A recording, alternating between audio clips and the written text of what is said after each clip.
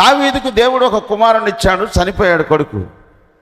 బతుకుతాడేమో అని ఉపవాసం ఉండి ప్రార్థన చేశాడు. ఉపవాసం ఉండి ప్రార్థన చేసిన బ్రతకలా.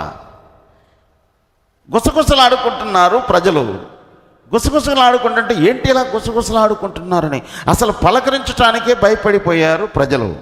అయితే ఏంటి ఇలా మాట్లాడుకుంటున్నారని చెవుని పడగానే ఏంటి, చనిపోయాడయ్యా. అప్పటిదాకా భోజనం చేయనివాడు, అప్పటిదాకా బాధతో ఉన్నవాడు, అప్పటిదాకా వేదంతో ఉన్నవాడు, అప్పటిదాకా ఒకవేళ నా కొడుకు బతుకుతాడేమన్న ఉపవాసం ఉండాను, ఇక నా కొడుకు చనిపోయాడు గనక నేనెందుకు ఉపవాసం ఉండాలి? చదవమ్మా.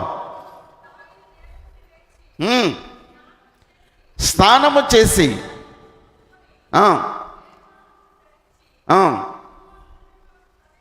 యెహోవా మందిరంలో ప్రవేశించి వచ్చి, చూడండి ప్రియమైన దేవుని బిడ్డలారా, ఇంకా అయిపోయింది. ఆ మాట కాకుండా మరొక మాట అంటాడండి. ఒక మంచి అతడు ప్రాణముతో ఉన్నప్పుడు దేవుడు నన్ను కనికరించి, ఒకవేళ ప్రేమ కలిగి, ఒకవేళ ఆప్యాయత కలిగి, ఒకవేళ నా మీద ఏమన్నా ఉంటే ఆ బిడ్డ బ్రతికిస్తాడేమోనని చదువు. వాణ్ణి బ్రతికించునేమో అనుకొని నేను ఉపవాసం ఉండి ఏడ్చుచుంటుని. అది అండర్లైన్ చేసుకోండి, ఆ మాట అండర్లైన్ చేసుకోండి. ఇందాక ఆయన గురించి చెప్పా, యోబు గారి గురించి. నేను దిగంబరిగానే వచ్చాను, దిగంబరిగానే వెళ్ళిపోతానని చెప్పాడు ఆయన. భూమి మీద సంపాదించిందల్లా కూడా కొంత టైము నేను, నా భార్య, నా పిల్లలు పోషించబడ్డాం, తర్వాత నాది కాదు. అయితే ఇక్కడ మీరు తెలుసుకోవాల్సిన ఈ మాట చదివిన తర్వాత వెళ్తాం ముందుకి. చదవమ్మా.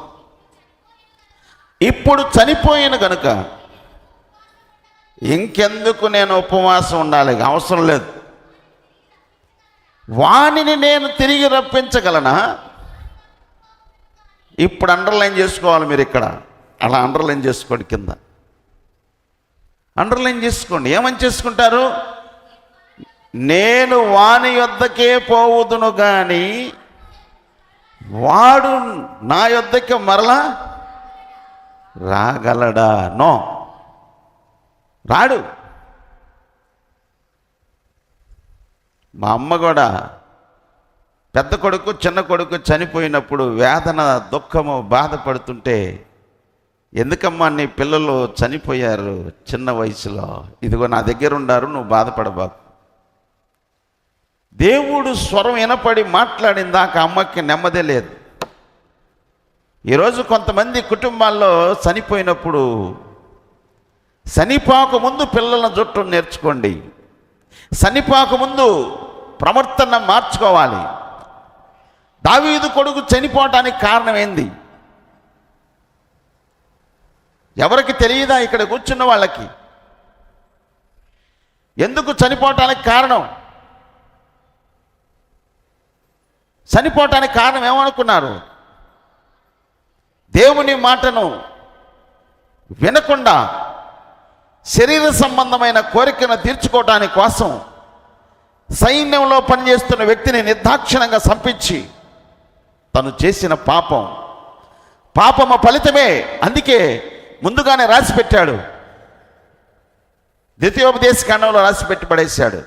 ఏమని రాశాడంటే, జాగ్రత్త, ఆశీర్వాదాలు ఎలా ఉంటాయో శాపాలు కూడా అలా ఉంటాయి. క్లియర్ చేసి పడేశాడు. ఒకసారి ఏమంటాడంటే, ద్వితీయోపదేశకాండం 30వ అధ్యాయంలో అనుకుంటాను, మీకు ఏది కావాలో కోరుకోండి ప్రజలారా అంటాడు. మీకు ఏది కావాలో కోరుకోండి అంటాడు. ఏం కావాలా మీకు? ఆశీర్వాదం కావాలా? ఒకటి. జీవం కావాలా?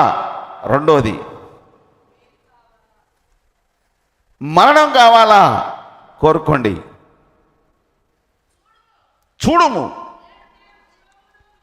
నేడు నేను జాగ్రత్తగా నెంబర్ 1 జీవమును,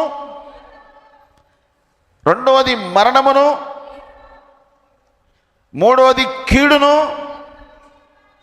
మీ ఎదుట ఉంచి ఉన్నాను. అమ్మా,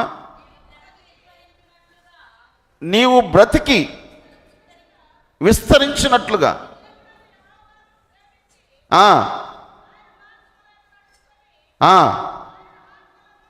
ఆయన ఆజ్ఞలను, కట్టడలను, నిధులను